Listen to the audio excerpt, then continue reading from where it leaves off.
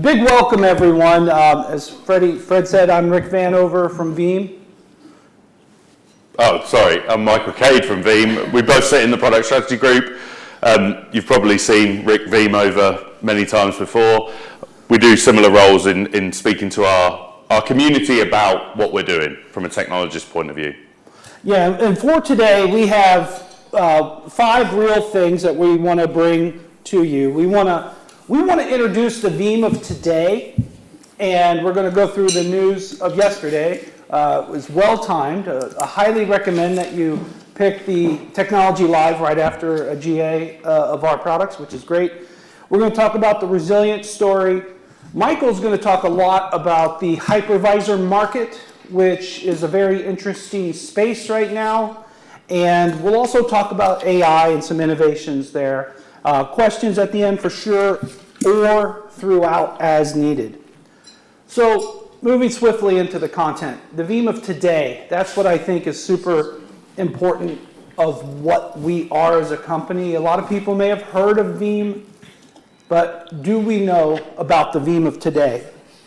And just a couple of things to share. I know, down at the back it's a little hard, so I'll do my best with my little zoomery, as I like to say. This is a big company now. We have over 6,000 or around 6,000 employees. Our target for this year is $2 billion USD of revenue, which is quite a lot of money. We have over 500,000 customers around the world, serving 180 customers, really good penetration in the Fortune 500 and the Global 2000. And I like to say that Veeam is more. Veeam is more than what many people thought. Veeam is more than just VMware backup. And a couple of data points to sort on that. One is specifically Microsoft 365. Veeam is the largest deployed commercial backup solution in that space, with over 23.5 million mailboxes protected. Also, 2 different analyst firms track us as #1 in the market share. One of them calls it a tie right now, but let's see what the final year sits. And then also, we sit in #1 space for commercial ISV Kubernetes protection as well. And I know some of you in the room have done some research on that. So from the business is good. And yeah. On the backups of 365 and so on, a lot of those mailboxes will contain people information. There must be an awful lot of wastage in all the backup solutions. Actually, a lot of wastage in 365 anyway. Do you compress or get rid of deduplicate or? Yeah, there is some storage efficiencies in the software as a service space, but it's not like as efficient as what you would see on premises. Yeah. In fact, the bigger opportunity for storage efficiency in software as a service, specifically for Microsoft 365, was this new set of bulk transfer APIs that came with Microsoft Backup Storage. I want to say it was mid-23 or 24, around there. That was a big milestone to get efficiency on transfer. Not so much overall storage, but it was a really big help in the plumbing of sorts. But yeah, we do some intelligence in how we put it into object storage and things like that. And storage efficiency in object storage is a little bit different than disk and stuff, but yes, generally. Yeah. But yeah, business is good. And we're also right in the middle of a very interesting time here at Veeam. So, and I'm going to get to that. I know a lot of you have seen some recent news here, but our story is around resilience. The simplest way to put it is, I like to say that we protect good data from bad things. But the reality is, people come to us for data backup. That is the, nearly 20 years that Veeam's been in market. That's one of the first things they think of. I like to say people fall in love with us when they have to recover data. Sometimes you need to move data. Moving it to a new place, we can help with that. But then we're also on an incredible opportunity with data security and data intelligence now. But this is how we keep data resilient. So that's where we are in the market. But I also want to highlight, before I go into an important milestone from earlier this month is really what our portfolio looks like today. There's two main segments, what we call Veeam Data Platform and Veeam Data Cloud. They both all speak to this resilience outcome. But the reality is different hypervisors, public clouds, software as a service, unstructured data, enterprise applications. There's very little that Veeam says no to when it comes to protecting it. For example, I mentioned I've been at Veeam, this is my 16th year. When we started, we only protected one thing, VMware backups, VMware VMs. Now there's 7 hypervisors. We're going to talk a lot more about the pipeline there. 3 software as a service offerings, all the public clouds. So we've come a long way. But there's nothing but interest here, and I kind of joke that Michael knows too much about this, so he probably shouldn't talk. But I will say that earlier in the month, we announced a really ambitious acquisition. So we're going to be acquiring a company called Security AI. They're a leader in the data security posture management space, including that on the production data estate. Internally, this is super exciting. We're waiting for this deal to close, targeted early November, and we have had nothing but incredible interest for this. And Michael, I don't know if you have... Sorry? Yeah, Early November? I thought we were December. We announced it earlier this month, but we It's closing. Closing. Yeah. We announced it actually in different October. time zones. Yeah, it's closing soon. But Has closed? No. not yet. The target is early December to close the deal. But we announced it, it was in October. I take that back. But Michael, any comments on this? Yeah, I think so. If we think about Veeam, traditionally we've concentrated on the backup and the recovery of data, the portability of that data, being able to move it and recover it wherever it needs to be. What Security AI will enable our customers is to help better understand their data and be able to have a better grasp on things like sensitivity, ROC-based data, and also feed that into the Veeam ecosystem as well. So it allows us to start having a much more hygienic conversation around data before we even get into the world of AI. The DSPM is important, the data security posture management area that they have, but they also do this DSPM plus around privacy governance compliance around that data and understanding where that data goes, that workflow, that lineage of that data. But that's probably as much as I can say without getting fired. Yeah, it's super exciting. This is going to be, and we will show you kind of a look of what this could look like from a capability standpoint as we go through the time today. But this is going to be an interesting 2026 when we look at this milestone and potentially others that come to fruition here at Veeam. Let me ask a very basic question. Yeah. You guys have started from the backup side. You're trying to move up the chain towards data creation. Forward in the supply chain of data. Resource data management company. Well, I'm not even going there. But with this much history and heritage in backup, we're not the only company that's trying to do this. Why should we trust Veeam? Because there are so many companies that have started the other way around, and that's been around for a while. That's a fair question. I mean, technically we can't speak to what our company strategy will be forward of the close, but that's actually really Well, it's not about this AI here, it's just in general. Veeam's been around, like you said, for a long time. Yeah. You guys are known for being a backup company. You've been very successful as a backup company. Now you want customers to trust you further up the life cycle chain. Yeah, well, I mean, Why? Why? There's a need for it. There's a need for Yeah, but there are a bunch of companies that have started the other way around. So you're going into a highly competitive market, coming way from behind in multiple perspectives. Okay. I would say that organizations don't know what they have, period. The typical enterprise organization, they have a lot on their plates right now, and the only practical way to get their hand around that, their minds around that, would be AI. So trust is a big thing. In fact, the gentleman on this side of the table said you're a data management company. No, I said you got to brand yourself as that. Well, it's something like that, but no, true story. I caught that because In 2016, 17, 18, our message was cloud data management. So in a way, in the last part of the decade, we were kind of ahead of our execution looking to this vision. So, you bring up a good point on trust. So, fair point. Could I give you a soft question, Rick? I will always take a soft question. Would you say that unless Veeam moves into the data management space on top of backup, you're dead? Because backup is just a dying niche on its own. No, I don't think we would. I don't think it's a survival technique, Chris. No, I think this market, if you look just at data protection, backup, resiliency, availability, whatever me and my friends call it, I think there will always be a need to protect good data from bad things. There's always fire, flood, and blood. There's always ransomware, and there's always mistakes. Those things will never go away.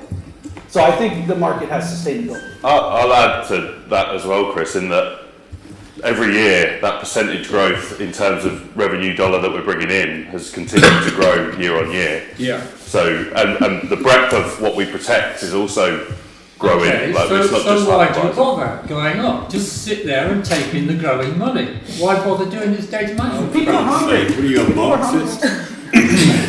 No, it's a fair question. Fair question. Yeah. Technically, I suppose about the security side of this. When I remember security, things tend to migrate to higher levels of security as you started to derive data by analysing data. Everything became more and more secure. Once you get AI involved, what worries me is that happening and everything eventually being so tied up you can't get any work done because everything's so secure automatically. And also false positives. I can see a huge potential for false positives, and they are in some ways more disruptive than real positives because it's very hard to prove a negative. And if something tells you you've got a problem and you haven't, very hard to prove that you haven't. Yeah, absolutely. I think without getting into the weeds of their technology, but I think it goes back to both points around like why are we going up the stack, is the ability. If you look at, so from a competition point of view, they've also tried to go into that world with much smaller tuck-ins. We've gone and bought one of the market leaders in that DSPM space that are tried and tested. AI is very important. Security AI is a naming conception that they've used, but ultimately this is around classifying and understanding, discovering that data set, understanding what that flow of that data looks like, and making sure that things like shadow AI, where that's being used, that people within the business are not sharing sensitive information and having visibility of that. Nothing wrong with shadow AI if you know about it. You know it's there, shadow AI is fine. If you don't, it's a problem. So you're saying that all these sort of technical issues with AI and security either are being addressed or the AI is more of a label and the fundamental security posture is much more conventional. There's two parts to AI again. I can't get too much into the weeds, but there's one about protecting sensitive data getting into LLMs and being able to be used. But then equally, it's about being able to leverage that good data, that understood data, that now hygienic data, and using that with AI for the better business outcomes of that. Yeah, okay. They have the concept of these firewalls or proxies that enable companies to stop the uploading of sensitive information into public AI tools, ChatGPT, etc., tools like that. So that will actually bias the AI, won't it? If the AI only gets to see a certain class of data, because it only gets to see publicly shareable data, I can imagine it coming out with the wrong answers. So there's a concept of RAG databases where you use your own data, and agentic agents use that as well. And if you think about like an LLM, Gemini or another LLM that's out there that's available, that's trained on lots of public, vast amounts of data, that RAG database is what's included in, like, it's your data, it's your crown jewels, it's your important embeddings of your data, and it's opening at the top. It's not actually sharing that data with that LLM or that public service, and it's giving you that insight. So it's leveraging the large public data set with your information. So it's, in a way, I wouldn't use the term bias because this is your data, but now understood data, because you can RAG anything or vector anything and have that hover over the top of that. But yeah, I don't want to get No, too you better into the stop. weeds But you bring up something about false positives. I have a whole story on that in another area of something we can talk about. Interest is high. We're gonna come back to this one, so I do want to keep. Before I say something. Yeah, I do want to keep moving along. So, no, you can stand. You don't have to sit. No, good dialogue. I have, quick. Sorry, just Yeah, no worries. There are physical data centers in the world, there are companies in the world. Yeah. Is your customer the data center that takes your product and then offers it as a service to people it's hosting, or is it into the companies who then run it in their solution on the data center? Yes. Who's your customer? Both. So on this, I did probably, so the two main parts of our portfolio, Veeam Data Platform, install end user customer, full control, sovereign play, or there's a market for an as a service offering. That's our Veeam Data Cloud. This has been in the market for a long time. This has been in the market since, the Veeam Data Cloud since early 24. So we have both, but we give it just different parts of our portfolio. So when you talk about how much 365 data you're backing up, is it because you've got the data centers and half of them are doing 365, therefore you've got a big chunk of the market, or is it thousands of major customers are choosing you to back up that product? The M365 came into market first as installable software, and then we started in 24 with our own as a service. But sideways from that, we've had service providers managing it. So in that example, there's 3 consumption modes: on data centers, via a service provider, or as a managed Veeam offering, and that is hosted in Azure. So this can be all kinds of places, and the third one would be in Azure. So yesterday, we had a big release, biggest release ever.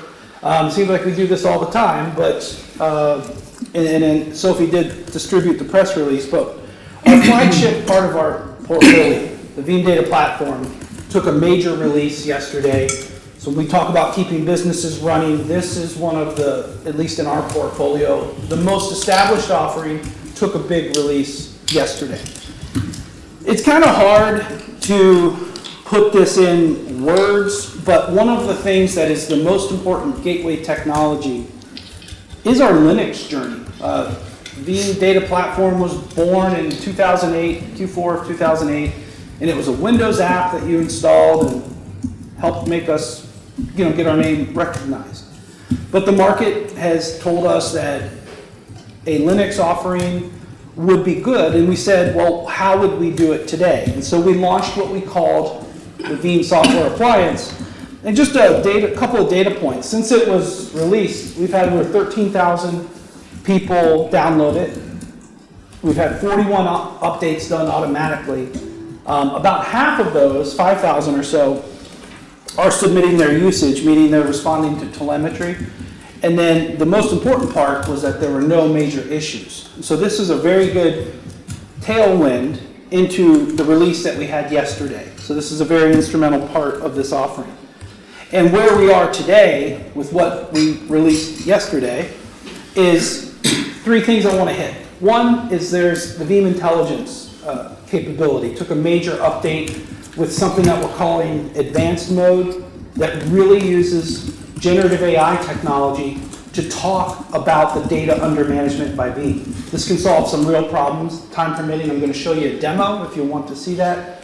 The other big thing, and we have a whole section about the hypervisor market. If you look at, as Chris likes to say, Vertzilla, if you look at Vertzilla, I've never seen something so good messed up so bad, okay? It's just my personal opinion. There's a lot of interest to move to different hypervisors, and Veeam has done a lot to help organizations, go to a new hypervisor. I like to say Veeam will meet you where you are and take you where you want to go. And so this has been very well timed, and the expanded hypervisor coverage brings our current total to 7, and we're going to be bringing in a universal hypervisor API to scale to many platforms, and then HPE's VME Essentials from the Morpheus stack will be supported very soon, as well as XCP-NG and Citrix Zen, right? So this is an incredible velocity. If I look back, 2011, we did Hyper-V. 2018, we did Nutanix, which was our third hypervisor. And then not even in 10 years, we've got, almost 8 more coming. And then the last big thing is this is actually the interesting one, the Recon scanner. So just in history, in March of 24, Veeam acquired a company called Coveware. And this is an example of us taking an acquired technology stack and integrating it across the portfolio. So it's really good stuff. And I like this because it really speaks to the overall security pipeline, gives some incredible forensic looks at an environment before or after an attack. So there's a lot to version 13. That was a big release. I've got the option to do a demo here. I know that, Rick? Yeah, go ahead. Rick. Yeah, go ahead, Bertrand. Yeah. Sorry to be stupid, but if you've got an universal hypervisor, what do you need to develop a natively one for OpenShift? For OpenShift, good question. So to tell the history, it has like a very interesting way that we've done it. If we look at VMware, first of all, they have a very advanced set of APIs that made us relatively easy to get started. Then you go to Hyper-V, and we had to build everything, okay? Then we go to Nutanix, and it's got a good set of APIs, but it's a little bit different, so we came in a different way, and they have this management stack called Prism. And then we go to the KVM and the Zen-based hypervisors. While they get really different in how they get managed and how they behave, there's some fundamental things, but the universal But AHV, it's a KVM one. It had management with it. A lot of them didn't early on. Prism, the Nutanix stack was pretty mature when we went in 2018. When we talk about OpenShift and some of these other platforms, where we're going to go with this universal hypervisor API is specifically around KVM and over-capable platforms. And our target is to support 95% of the hypervisor market with this, and we feel that we have that pretty well. Yeah, I'll cover the universal hypervisor API. We already have support for OpenShift virtualization within our Veeam Kasten product. Yeah. I'll touch on that a little bit as well. But what we're seeing with Red Hat and our partnership and alliance there is that they're selling just OpenShift virtualization without the containerization aspect to their Kubernetes environment.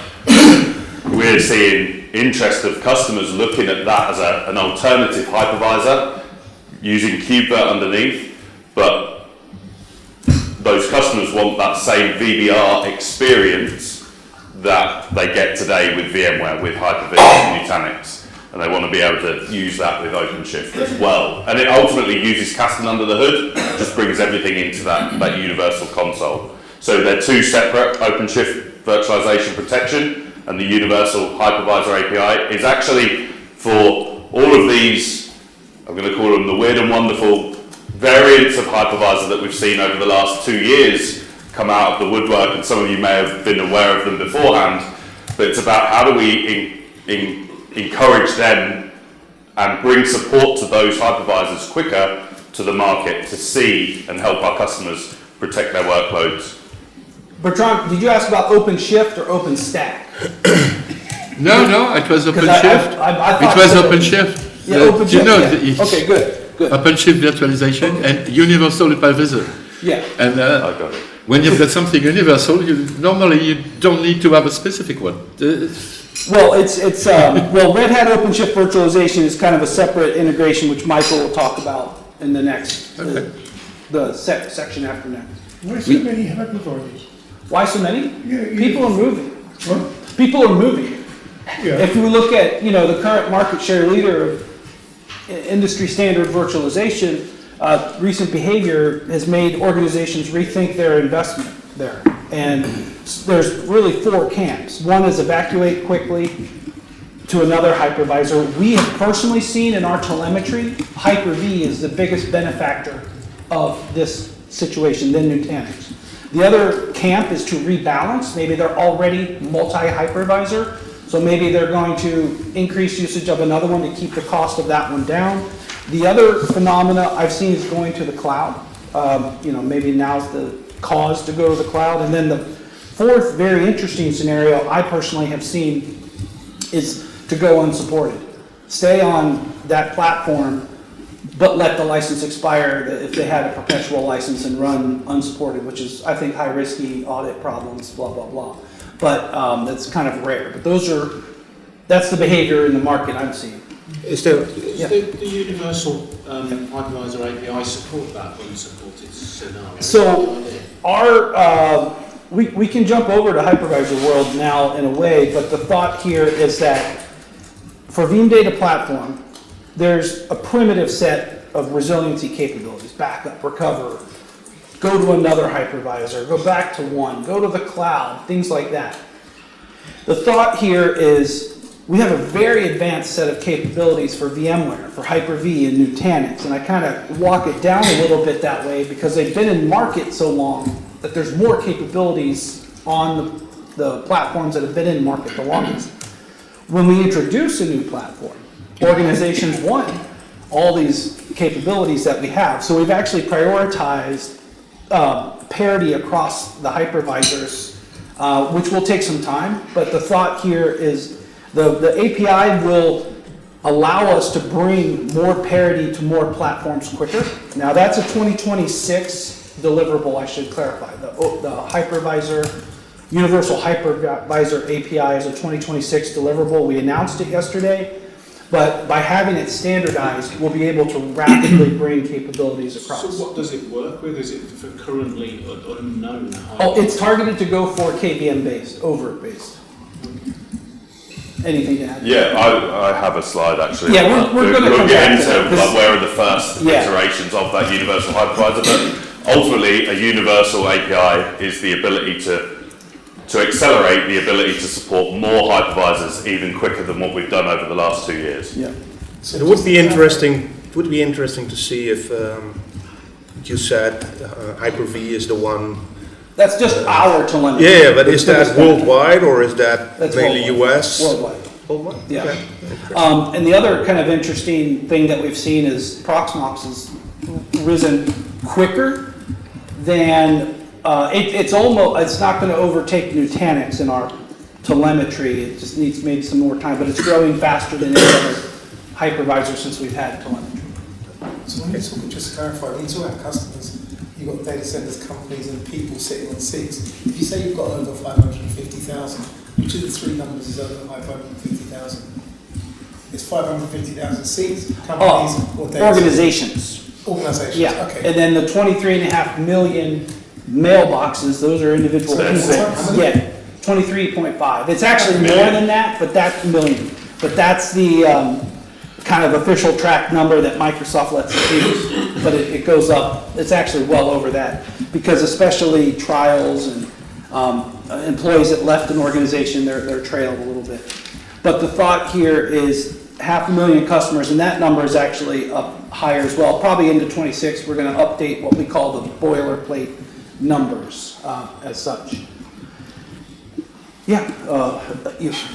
I was wondering how do you support and how do you support moving data or VMs from one service to another service, especially in the whole digital sovereignty discussion we currently are having.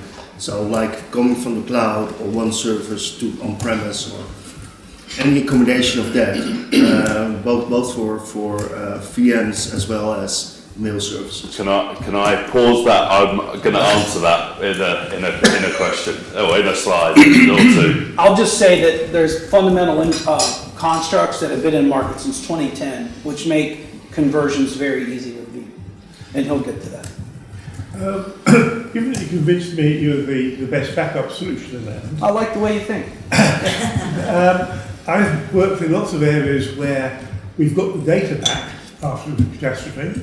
We couldn't actually get the service back because some aspects of the service weren't actually covered by the backup strategy. Mm-hmm. So even with this, you have to test I hate things being called backup solutions. They should be called recovery solutions. Yeah. And people should actually test that they can actually recover what they think they can recover. Yeah, I like to say backup for show, recover for dough. Because the reality is having verified recoverability solves that. Or verified that it's clean of threats solves that. Now the recoverability, Veeam's had in market since 2010. I challenge, actually, true story, that's why I joined Veeam. It's the coolest thing I'd ever seen.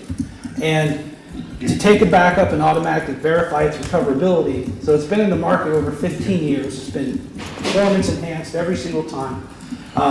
That is the difference. And there's a whole another conversation around orchestration and putting all the bits and bobs That of only an verifies the application. data, but I mean, yes, I remember verifying backups with analyzers to make sure they were recoverable. Well, that's No, different. That's you different. start the service is a little different. Yeah. Yes. And like a full recovery process done is the gold standard. Okay, yes. Just making sure you picked up what you looked at is not enough. You've got to make sure it boots up, runs, no surprises. Have enough phone lines. And the application behaves as you would expect. That's the bar today. Yeah. So there's two elements to that, right? So we have that feature that Rick was talking about, is something called sure backup, the ability to actually spin up a group of machines that test against each other in an automated sandbox environment, confirms, gives you checks against the VM, the app, the OS, and reports back on, gives you a thumbs up, this is all good, it all came up, and you orchestrate that on a daily basis so that you know when bad things happen. On top of that, we have the orchestration of that, of being able to orchestrate that. Maybe that's a recovery. I need to be able to verify the recoverability of that into Azure. Kind of giving away where I'm going with that portability story as well. But I want to see, because disasters can be, maybe I'm on-prem with VMware today, but maybe Azure is my DR, or maybe maybe it's Hyper-V, or maybe it's Nutanix HV, something to something. Maybe it's VMware to VMware. Ultimately, I need to orchestrate that to see what that application stack looks like from A to B when bad things happen. And I don't want the test shouldn't be when something bad happens, to your point. I think I'm going to pivot, Michael, and let's go to that hypervisor chat now, because I think there's a lot of interest in it. And unless we have prepared for demos, but I think the conversation is good. If anybody's like, you got a demo, just let me know, I will. But these hypervisor hunger games, as Michael likes to highlight, I think are super important. So Michael, why don't you carry your thought of some of those questions? And we can always go back in, like everything that we were going to touch on in the later slides were they're all in the press that happened. So we can always go back to that as well. So I think having conversations with the field, there's some hurt around what potentially the acquisition of Broadcom of VMware has caused, right? And everyone in this room has heard this. And clearly our customers are then asking or looking at alternatives. And those, as Rick already mentioned, those alternative hypervisors, the KVM variants that we've seen potentially come out of the woodwork. I definitely didn't know some of these existed before. Public cloud is an option, as Rick said. Also VMs on Kubernetes. You can see Red Hat's strategic focus is around how can we help our customers move those virtual machines from VMware and get them into Red Hat OpenShift virtualization. I've even seen some very small businesses actually look back at how can I get this fleet of 5 VMs that I have, how can I get that back into 5 physical? It'd just be easier to go back to physical. Crazy idea in this world, but there's lots of areas. Also, the cost conundrum's an easy thing, like it's not just a lift and shift, there's a whole ecosystem that Broadcom or that VMware built that many of us in this room have been and grown up with and matured in. Backup vendors, security vendors, their own ecosystem as well. It's not a like for like, there's a cost to that, whether it's skill sets that people have spent 10, 15 years just focused on VMware training and skill sets, or the cost of actually moving that from A to B, but also like different features and functionality. No hypervisors are equal on that front. So there's lots of different options. I break these down into, there's other hypervisors, and I think what you've got to consider there is like, well, that's great, but are they all the same as vSphere? Like, I can't just take a Nutanix HV ISO and put that onto my Dell boxes that have NetApp storage. Nutanix are doing some interesting stuff around shared storage now as well, but it's not just an ISO. It's not just a lift and shift ISO replacement on the physical tin that you've like CapEx spent on. It's a whole change. So do you need new hardware? So there's another bit of the cost. Does it work on there? Is cloud a consideration? Is EC2? Is Microsoft Azure Virtual Machines, Google Cloud Compute, or one of the smaller cloud providers that we have, Hetzner or one of the others, are they options? I will say, I always put this in, I put it into a webinar about like VMs in the cloud shouldn't be the final destination because they're going to cost you an absolute fortune. That's fine if you want to give the money to them, that's fine, but we should be looking at modernizing that workload and getting that into a PaaS or a containerized cloud native type manner, helping our customers do the right thing from that perspective. Then there's the VMs on Kubernetes. There's some monolith application that lives on a server that I just can't simply containerize, and I have to have that VM as close to my containerized workloads as possible, or I have to look to lift and shift that. So I start thinking about Red Hat OpenShift virtualization and the management suite around that. Ultimately, if I talk about Harvester or SUSE virtualization, Red Hat OpenShift, they all are underpinned by an open source project called KubeVirt. KubeVirt is the ability to run overt virtual machines on your Kubernetes bare metal cluster. So that's all if I flip between them, that's what I'm referring to. But Red Hat give a very nice enterprise UI ClickOps type approach to being able to deliver that. It would be very interesting to see because you're talking about the hypervisor, but there's much more within the Broadcom VMware ecosystem that is utilized by a lot of the customers that you see as well. Networking stack, storage, all of that.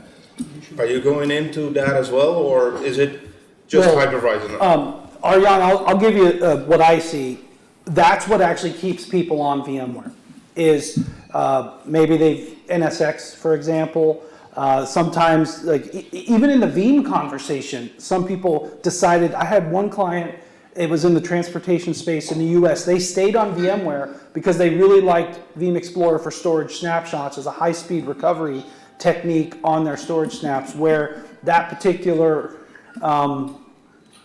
green storage didn't offer a very practical way to use their snapshots, right? So I've seen that be the barrier. So you're right. Equally to that, and this is a good point to raise, like our relationship and our alliance with VMware hasn't stopped.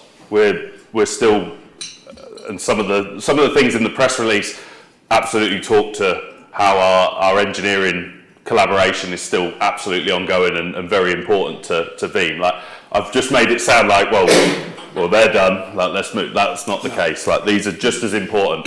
I'm also seeing that middle ground of tier 1 workloads. They stay on a reduced footprint of vSphere, and then the others go to a Proxmox or something else. And seeing this hybrid type approach to on-prem hypervisors, if you can call it hybrid.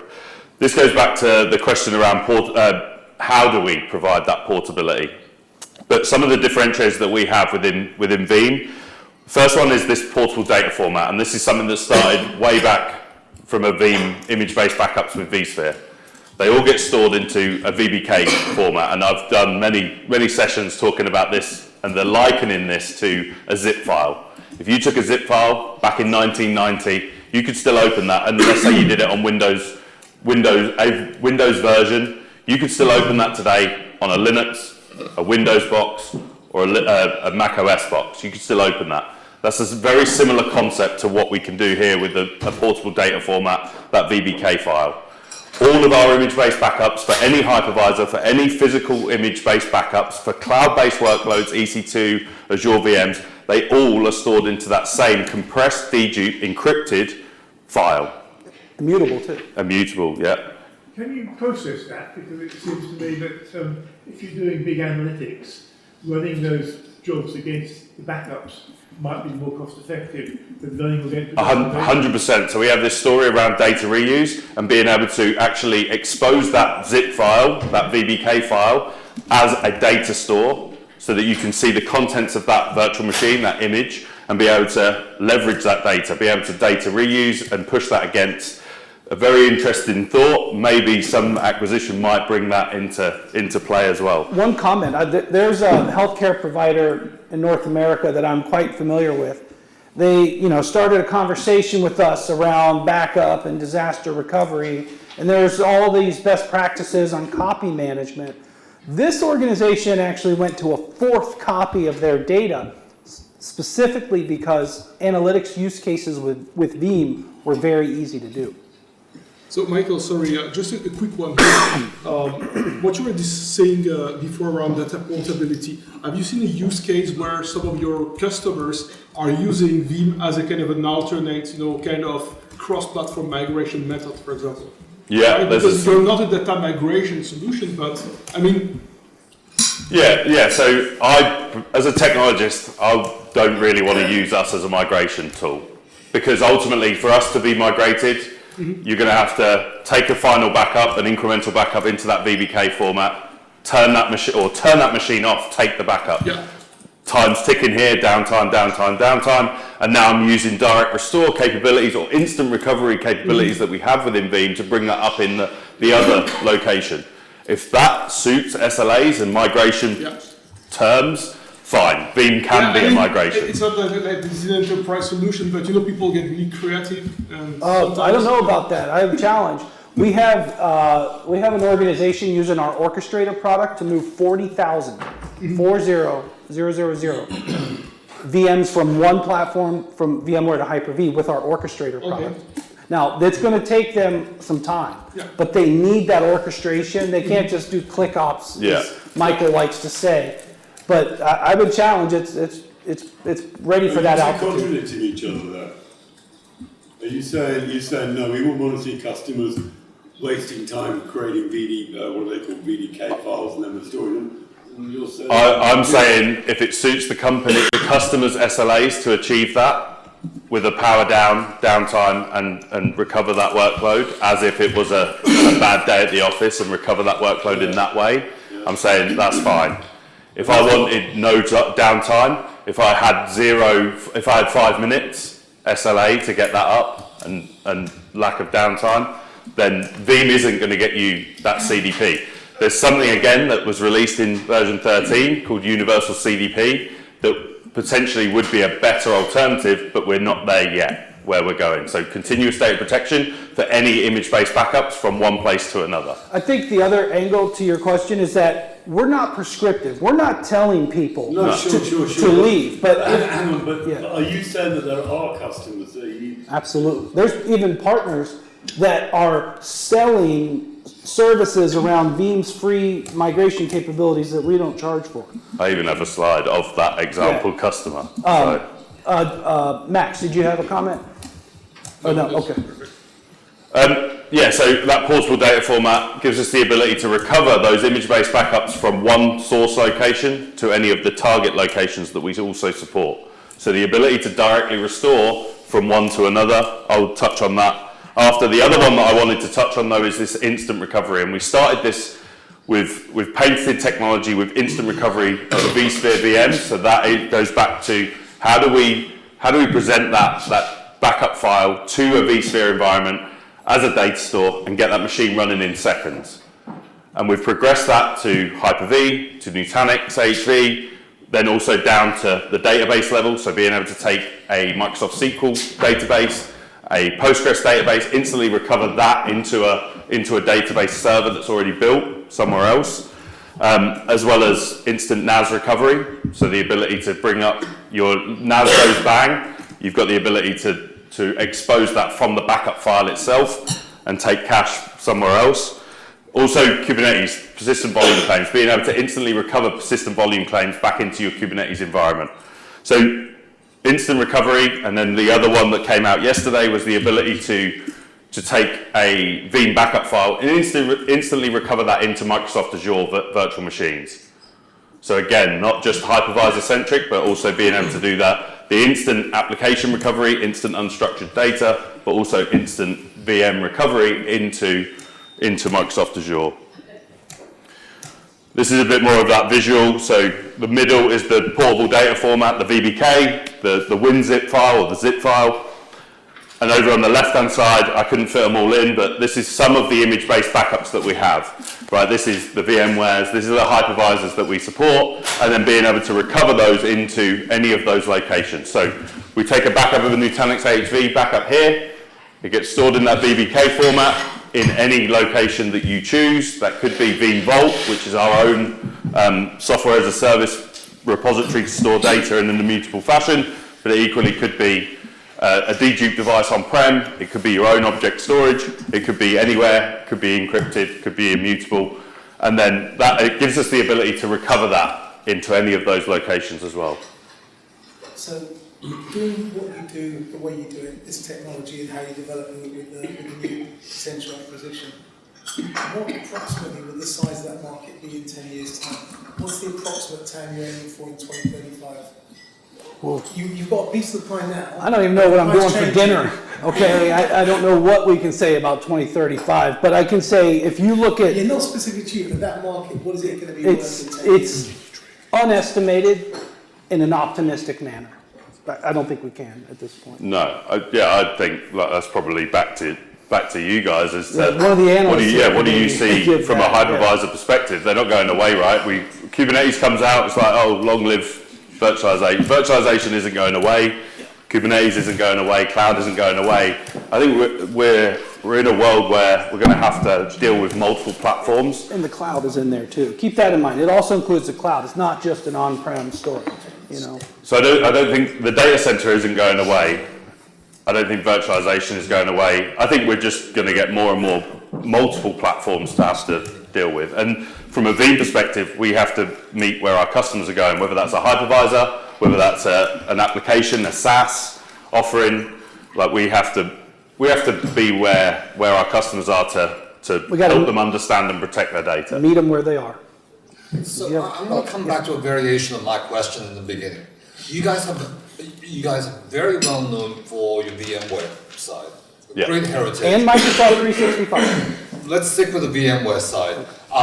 And that's what you're most well known for. You've got good customers, you've got big customers, completely understand this ability and desire to move to new platforms because of the disaster of VMware. That's great for your existing customers, right? You're asking net new prospective customers to come and trust you in an environment from which you don't naturally have leadership. How are you gaining the trust of these prospective new customers when there are competitors who've also been around for a long time who have focused on these other platforms? Okay, so absolutely, and that's why we've bought a company that has near on 1,000 people that completely focus on that area of DSPM plus. Already have market share in the enterprise and have that trust factor. By bringing them into our business, that now enables our vision and story to be bigger, a wider total addressable market on that as well. And that's really why we didn't go and build something and then have to garner that trust from the ground up.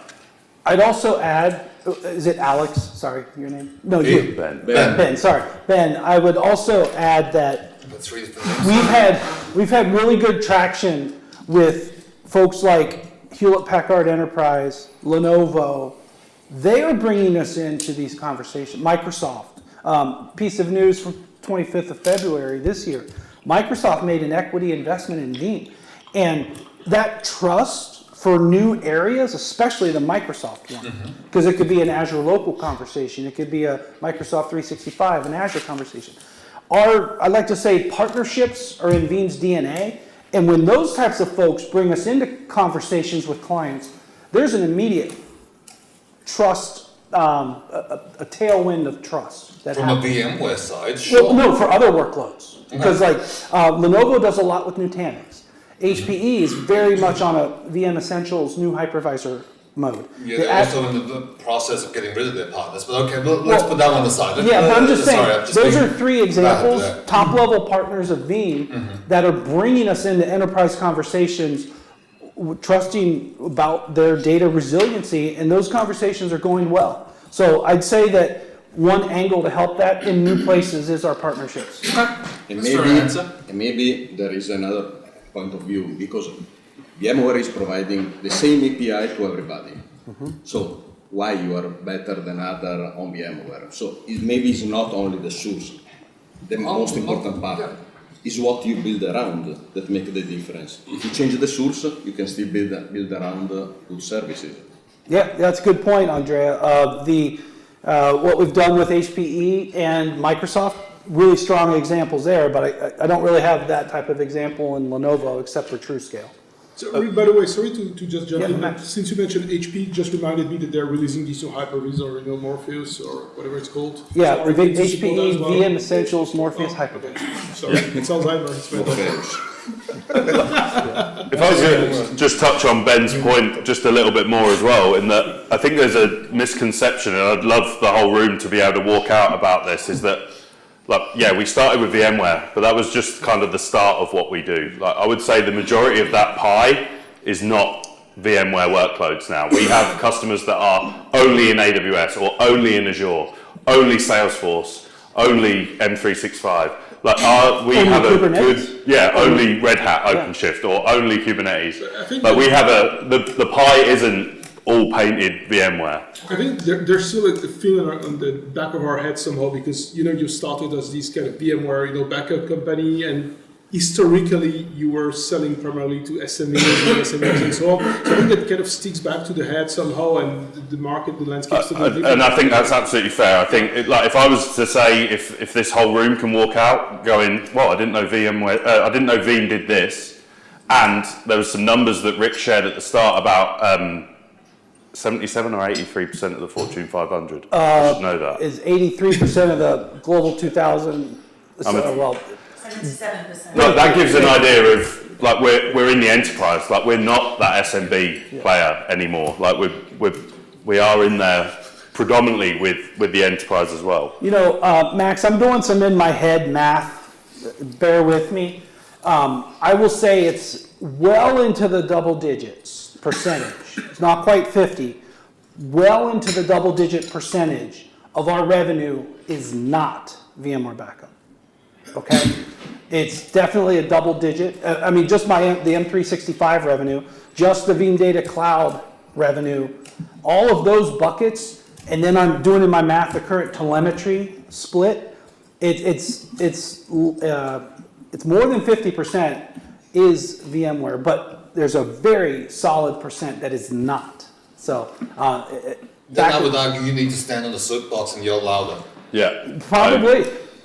No, it's definitely. Yeah. Because people, like you said, if this group of people are walking out of here saying, we don't know this, then you're missing out on a huge group of very important people who are going to help you stand on that soapbox and yell louder.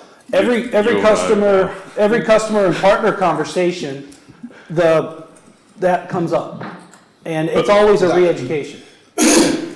And you need these guys to help you yell louder. Yeah. So realistically, the market could grow 3 times in the next 10 years. You guys charge on a per terabyte basis. People aren't saving less every year, they're saving more. So actually your future looks all right. We only charge per terabyte on backup storage as a service. What unit we protect is not charged. That's actually a really good point, and another differentiator, not a technology differentiator, but very important to a differentiator to our competition. We license on we have the concept of a universal license. You start with VMware, you have one license. If that license gets moved or that VM gets moved to Hyper-V, that's still the same license. You don't go and buy another product or another license. It's a universal license that can move. If you've got 10,000 workloads, you need 10,000 Veeam licenses. That moves with it. So, and that more like kids than wives. There you go. Like a good example, 10,000, you could have 30 Oracle databases in that split. You could have a couple petabytes of NAS data, physical servers, Linux, Windows, endpoints, and then data center workloads. So A server's a server is a server. We don't care, including the cloud. Cool. I'm going to rattle through these. Hey, we're good. The conversation, by the way, I think that's the most important element. You know, I dropped the demos, I'm adjusting the schedule, but yeah, keep it coming. Is there a particular interest in the demos? Maybe by Yeah, raising if anybody- hands, because I don't want anyone to be missing out. Just Are we going to get on to security? No. The deal hasn't closed yet. Technically, we're in what? You can't answer any questions about it. No, we can't. We're in what they call the quiet period. What if he slipped you a fiver? Each. That's a no, I can't. He wants to wear the Veeam shirt tomorrow. I just wanted to just get a steer on where we are in the conversation, because you had some great slides about migrating between hypervisors, etc., and how you're well prepared for this. I just wondered where you were going with that. I mean, were you heading for the demo with that and going to show us how great you were, or is there a point you can make verbally instead? So there's two elements from here. I was going to go into a new feature around instant recovery to Azure. So being able to take any of those image-based backups to Microsoft Azure instantly. Like, we're talking seconds to get a running machine that started on-prem that is backed up into either a Veeam Vault, which is our own backup repository as a service, or Azure Blob, and be able to spin that up as a virtual machine in Azure. My second part was being able to show you how we protect OpenShift virtualization, VMs, as well. I've got some slides that I'll quickly rattle through, but I probably won't get time for the demo. I've got a question about cyber resilience generally, but I'm just wondering when to fit it in. I don't know. So Rick will have a section on... Well, I skipped it, but I might go back to it. What's your question? There you go. What's your question, Anthony? I'm just wary of taking things off track. No, we are good. So Yeah. there has been quite sparse mention of AI, and we're in a period where AI is and we're really talking, when we talk about AI, of a massive step change in efficiency and automation. And that comes from the bad side as well. And we're in a situation where UK government agencies, for example, are warning of a potential massive wave of agentic AI-driven cyber attacks. 100%. In other words, instantaneous, non-human, fully automated. And to resist that kind of thing, organisations are going to have to be equally prepared from the other side, and I'm wondering what the readiness of Veeam is to fit into that. You jump back. I'm going to pivot on that, Anthony. Fantastic question. I'm going to jump over to the resiliency section that I skipped. In other words, how automated instant recovery to Azure is a great thing, but I'm talking how do you fit in you say bad things happen. We've got to be ready for not bad things happening, but the signs that bad things are happening. And the detection through to the response has to be instantaneous. Right on. So you set me up perfectly for my claim that Veeam has the best end-to-end resilience throughout data's lifecycle. And I will challenge that every year I tell this more. I'm going to need a bigger slide, okay? Now, to your point, Anthony, I want to draw everyone's attention to this one and this one, okay? Now, the inline malware detection, we have made, it's not a generative AI technology, but it is an AI and machine learning technology that looks at data coming over the wire during a backup, okay? When that happens, we can detect potentially malicious attacks on systems. And something I want to highlight on the bottom, the indicators of compromise detection. I want to tell you a quick story. There's a large organization that's in the supply chain of things that are on our table that we're touching and typing on. That organization had a scenario where a threat actor logged into a system and was preparing to do exfiltration. Veeam caught it. Their big fancy EDR cyber secure platforms did not. They would not tell us too much about it other than thank you, but we thwarted an exfiltration because of this step right here. Now, Anthony, just because you hit on one of my very deep passion things, I am going to show you this in action briefly. And by the way, I am recording this video for, I think it's Jonathan on the production team, so you'll actually have this as a take-home. But basically, what I want to show you real quick is I have this malware detection, which uses this, it's not a generative AI detection, but it is an AI-powered inline entropy analysis, very complicated word, but it's just a checkbox. And Anthony, this right here is looking for behaviors from what we've seen, everything from Coveware to our own support, of when threat actors start doing bad things to good data. Now, I will connect it with the other thing I really liked, which is indicators of compromise detection. Again, checking the boxes. I know it's hard to check a box, but that's all it takes. And what happens here is, to your point of AI-powered advanced attack techniques, I want to show you what this can look like. And I have a kind of a good, bad guy, if there is such a thing. So I have one system here that has 3 data points of bad, meaning it's got an onion link, it's been scanned with a Yara rule, and it has encrypted data. But there's other things like you might see down here below a known malware extension, for example. That is behavior of something that we know is bad. And then the last highlight, because I've intentionally made a whole bunch of scenarios here, an antivirus hit or a known malware scan. So we get to a point where I can get multiple data points on a system to tell me not just that something may be bad, but that something really is. And you can see I actually worked really hard, had many conversations with my IT team, like what the heck is going on in your lab? But basically, not just suspicious, but infected, right? So I have these like very confirmed data points. I know that's quite the color. This depends on people being public, going public about attacks and so on. If people hide the attacks, you're not going to learn from them for these other tools. Yeah, and you know, you bring up a very good question, which leads to the other demo I wanted to do that I'm going to steal so that I only do one demo to save time.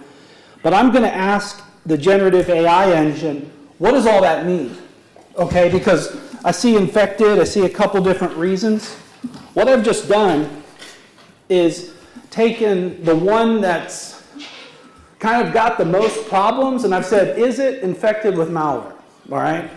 I've just asked Veeam, I want to talk to my data. Now, this is something that's available right now from yesterday, but basically, what I can do is I can go to the generative AI engine and ask Veeam a little bit more prescriptive, narrative, other than just all these hits and reasons of why something's wrong. And by the way, like an onion link, that is something that's like, hey, go to my Proton Mail on the Tor web and send me some money. If we see that, that means something bad has really happened to that organization. That's an interesting attack, though, because if I can use a generative AI to develop a footprint that looks like you're infected, I don't actually have to infect you. No. If I can just give you, trick your AI into thinking you're infected, I've caused you no end of expense. To be fair, you're onto something, but we update this every like 3 days. And also, there are 2 different status. One is suspicious, that maybe is what you mean. Yeah. But infected is something that has been checked by a sure backup that has analyzed each file. Just close the loop. I've asked the generative AI engine to tell me what's really going on, and I have a full report with good, nice, long English words telling me what happened. Yeah. I could also do it in other languages. But surely this is missing the point that this should be automated as well. The inline is fair. So it can be. It can be. There's the ability to orchestrate all of this. Yeah. But that would be a very quick demo, and you'd just get a report that says. But there is on this slide. So from a recovery point of view, so Rick concentrated here, and that was all during backup, and by then bad things have probably already happened, right? But here, before, that Veeam Incident API has plugins into anything that can send any flag of something, I call them smoke signals. A smoke signal comes in, Veeam goes, right, something bad's happening, do something about it. You're defining what that orchestration needs to be. Is it another backup? Is it a recovery? So we've seen some smoke, bad things happen, might be a fire, might just be my bad cooking, but equally I want to actually orchestrate something into Azure quickly, into an isolated environment, perform a clean room, assure backup, make sure that it actually runs, and then that can sit there until we work out that it is my bad cooking. Okay, cool, but at least we're up and running.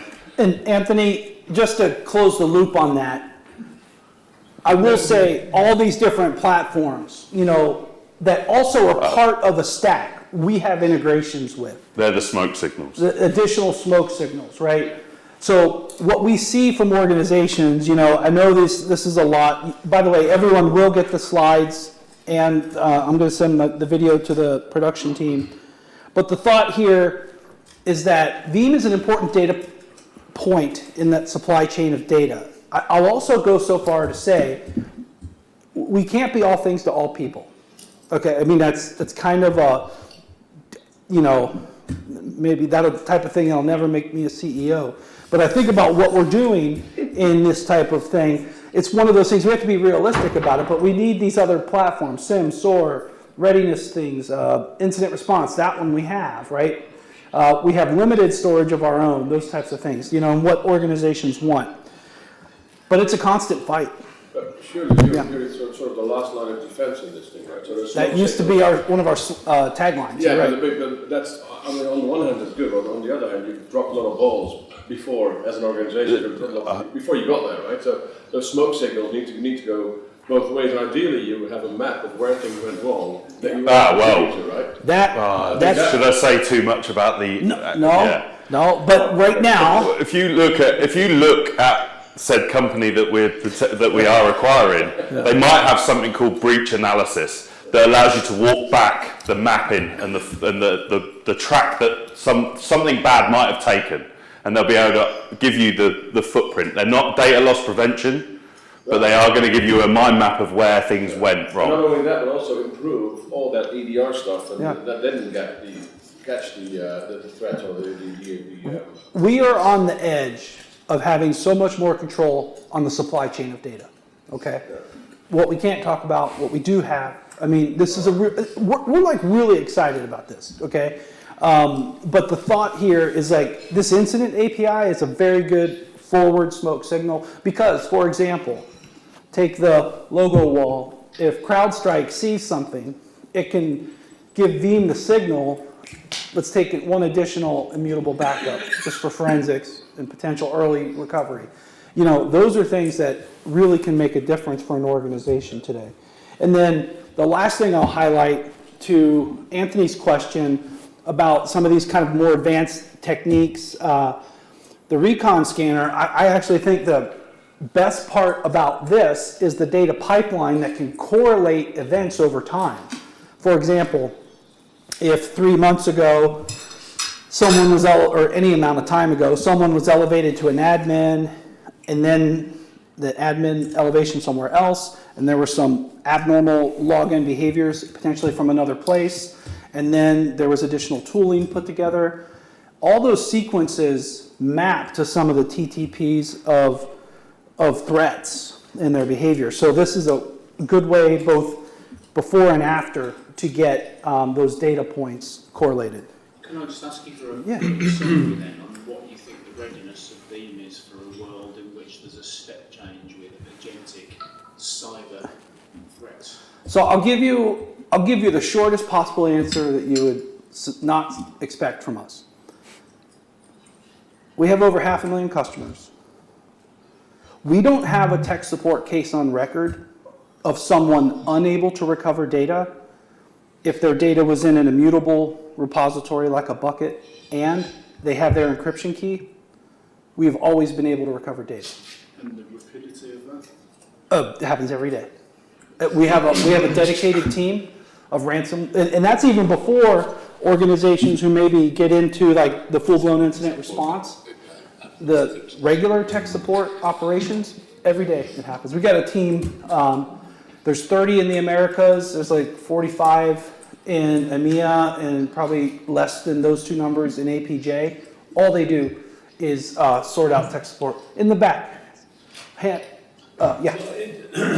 Just triggered something that maybe everyone else at this table knows that, but your survey you did earlier this year, I was surprised to see that I think it's low 30% of your customers are taking immutable backups. That wasn't our customers. If you're talking about the ransomware trends, that's market data. That was going to be another question. That's double blind, meaning they don't know Veeam's asking and we don't know what they're using.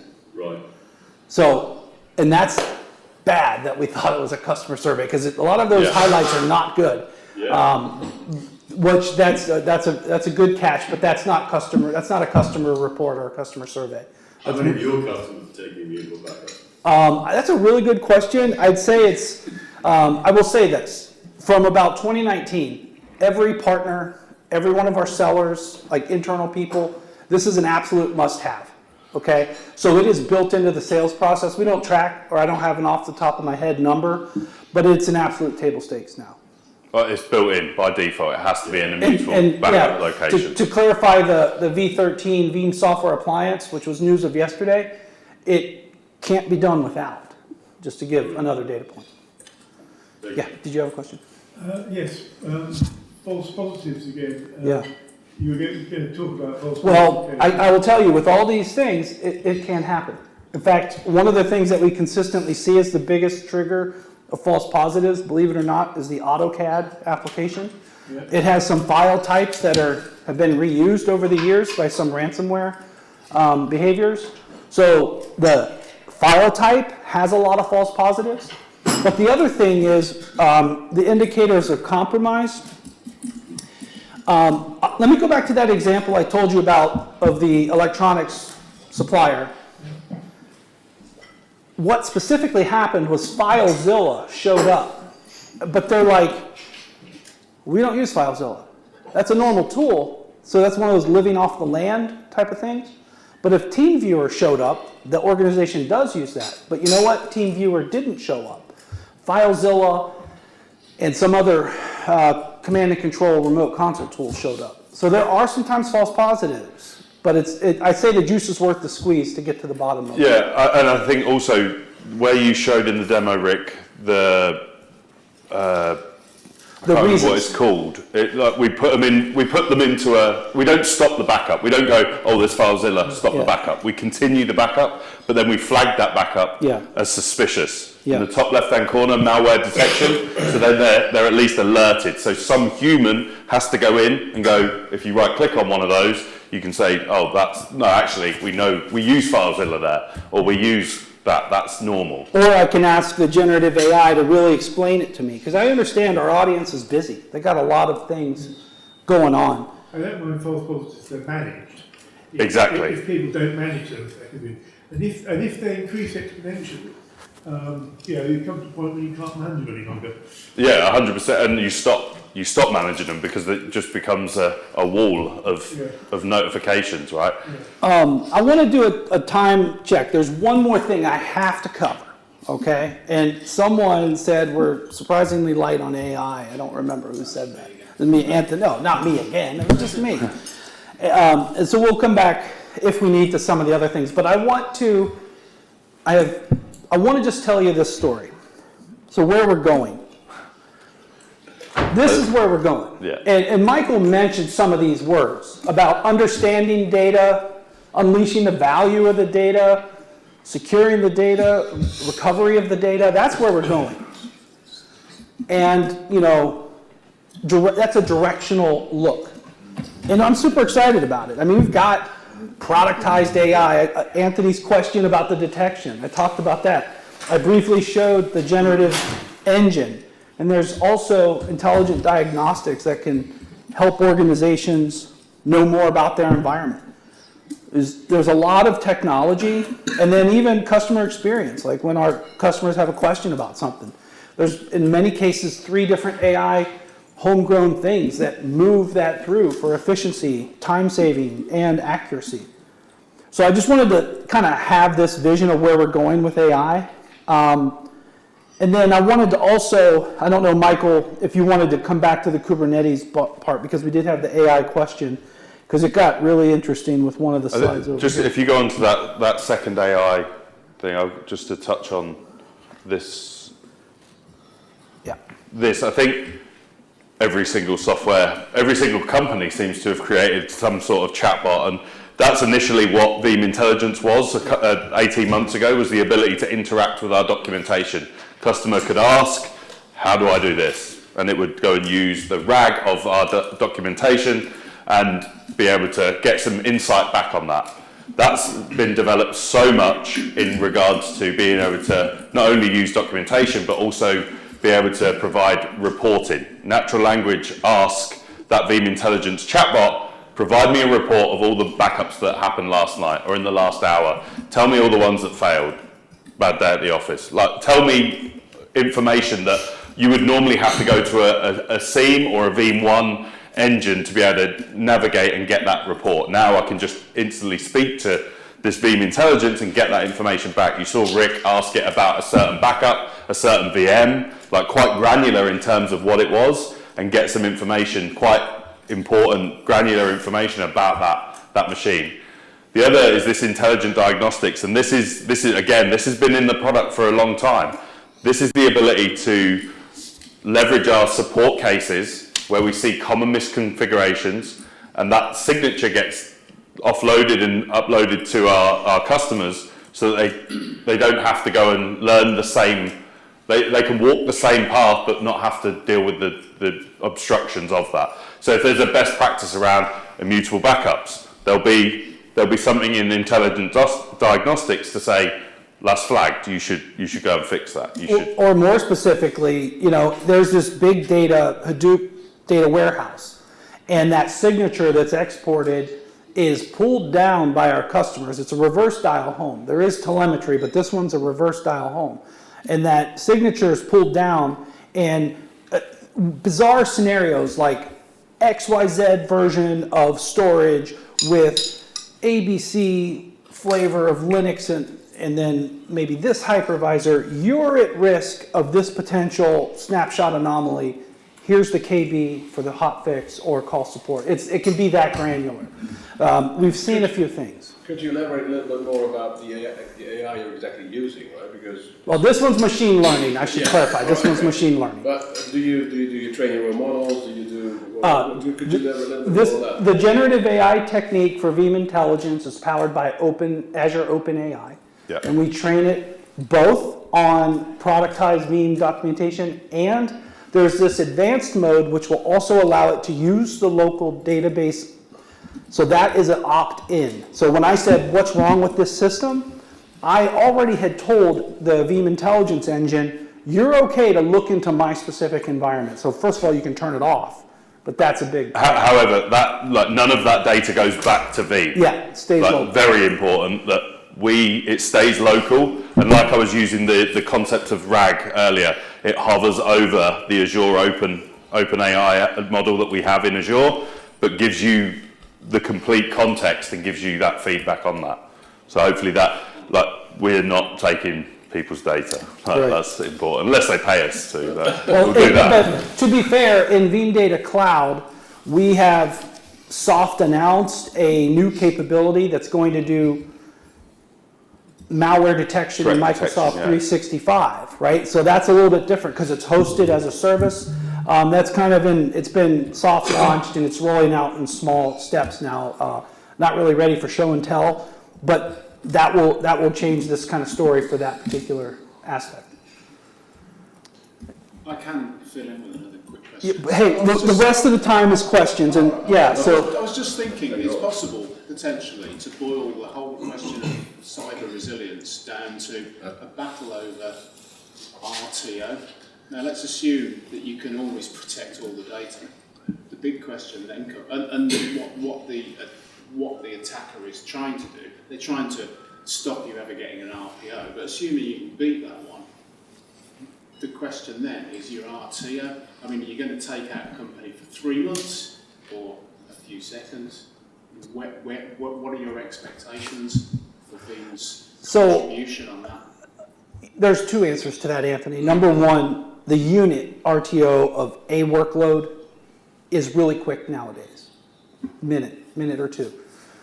But the reality is a widespread attack. I'll tell you an example of a multinational food service org that was in a ransomware situation, got out of it with Veeam. It did take some time. Out of nowhere, cybersecurity law enforcement shows up. That actually kind of slows it down, okay? They had their data, but there's all these questions about root cause, blast radius. Now, Veeam was instrumental in them getting out of that problem, but it does take some time. What I consistently see is that organizations don't have the people and processes at the same level as the technology. The technology is proven, it can do anything, but the people and processes have to be there. And that's one of the guiding forces that led us down the data resilience maturity model thing that we launched earlier this year. But at the unit, it's super quick, but the big picture, it always takes time. Bertrand. To be back to your data resiliency model. Yeah. Clearly with this version, to your customers, at which level of data resiliency model you are? Well, most of the customers are in the bottom half in the assessments we've done. It's always an incredible discovery. They have immutability, great, check. Do they know how to do a different type of restore? No. Have they ever done a different type of restore? No. Is anybody else cross-trained on Veeam? No. Those are big problems. So it's always a discovery. And so back to the people and processes. I will tell you, because the data resilience maturity model was launched this year, we're calling it a success, and we're going to make a 2026 revision of it. And if they install the V30, at which level they will be? That's a good question. It would probably... You've got a point. Yeah. The thing with Veeam and any technology, right, you've got to configure it in that way to be able to protect that workload. It's just an objective question, not judgment at which level they are. That's all. They could be at the orchestrated, automated level, being able to intelligently back up their environment and recover their workloads as quick as possible. It means that you have all the features that except that all the people will be at the highest level of data resiliency model. That they have an organization would have to put forth additional effort to get there. Not cost, it's effort. They'd have to do the recovery verification. They'd have to do analytics on their environment. They'd have to make sure all their copies are in the right place. Now, I'll be honest with you, the reality is for an enterprise, they need implementation, professional services to get there. And for the organizations who have gone through the data resilience maturity model, there's this report card, this takeaway, and that is their to-do, and it just comes into a continuous improvement of their environment. But we've called it successful for 25. I think equally, like, Veeam doesn't support every single data service in the world. Like, we don't protect. A few select Shopify. We don't protect Shopify. We get a request for it, but we get asked about it, right? But so to that point, if we're going into a company that needs and wants Shopify protection, then they're not going to get to that highest level because we don't have that. So that means bringing in another. The important thing about the data, the DRMM, is it's been conjured by Veeam, but also with MIT, with Palo Alto, with Microsoft. It's not just look, Veeam does this and this and this. McKinsey, global consultancy. But 100%, like, great point. He was there for the launch of it. He was there. Yeah. I was wondering about encryption. Are you doing improvements on encryption, maybe quantum safe encryption and other things? Improvements, yes, but not QRC, not quantum resistant yet. We have a couple research projects for that underway right now, but I'll be honest with you, we had a kind of a tough conversation with some of our leads in that area, and we honestly don't have evidence, tell me if I'm wrong, but we don't have evidence that some of the threat actors have access to quantum computers just yet on widespread, but there will be a time when we do that, but it's not currently implemented. An organization needs to prepare for this as well. Yeah, I think there's absolutely a threat vector that's coming, right? That we're actively researching. I think another... Especially if you're talking about archival and other stuff. Yeah. I'm just going to say, the point of QRE is you need to be ready now. Yeah. Because the whole point is if you store the data now, it's vulnerable if it's not re-encrypted. Fair. And then they'll just take a copy of it and then open that zip file later on when they've got the keys to. And the other kind of angle is that there is a diminishing value over time, but couple that with organizations who need to retain for years and years, that debunks that. But if you would be here and like in 1 year we do like the same session, would you have something in place then, or?